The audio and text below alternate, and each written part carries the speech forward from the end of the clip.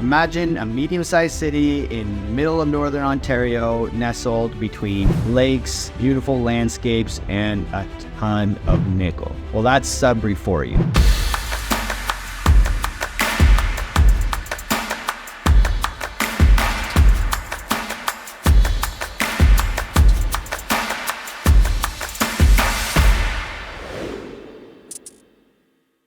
Let me talk about the economy and how solid our economy is. I get calls all the time, people asking me, how is Sudbury's economy compared to North Bay, Sault Ste. Marie, and Timmins? And we are the hub of the North, and our economy is so rock solid, the baseline of our economy will not move. And in these next 5 top employers, I will show you and prove it to you.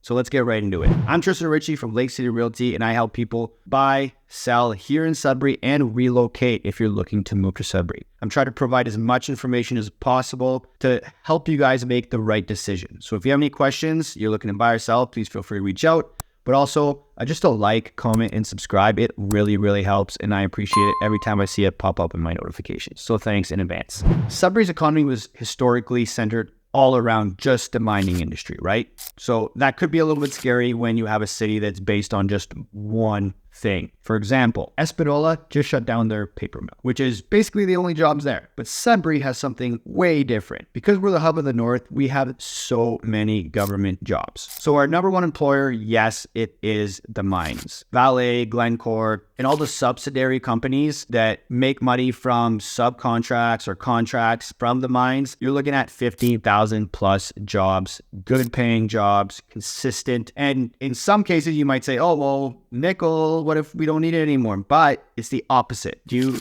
know what an electric battery is?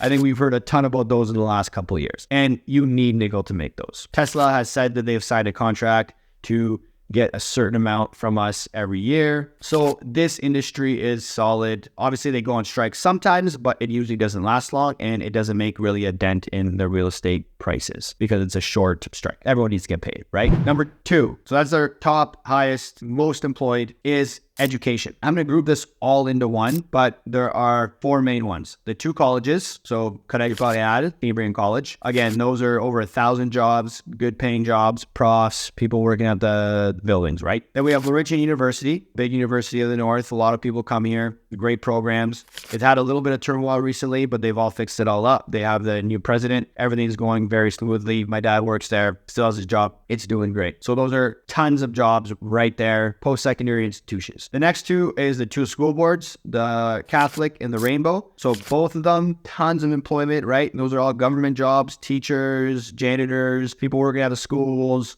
educational assistants. Those are good jobs, and they're not going anywhere. With the city growing, if anything, they're going to have more jobs available. Number 3 is the CRA. Not many people know this. We are one of the hubs where we process all the government tax filings. There's over 3,000 jobs there, and I heard that they're hiring another 300 soon. So they are growing, right? Everyone has to pay their taxes. Everyone has to file, and that's a ton of work for them. And I have a few friends that work there. It's easy to work your way up, and it is great pay. Consistent. It's not going anywhere. Taxes never go anywhere, unfortunately. Number 4, healthcare. We're the hub of the North for our hospital, HSN, Health Science North. So if someone can't get a surgery in North Bay, Timmins, Sault Ste. Marie, they come up to Sudbury, right? Kind of like we do to Toronto for certain things, but we're the hub of the North. So there's tons of jobs. There's over 2,000 just at the hospital, but there's so many other nursing jobs on the outside, long-term care, that works its way up way more. And these are all, again, government jobs. They're consistent. They aren't going anywhere. If anything, we need more people in the healthcare industry. So if you're someone who's looking for a job there, I promise you,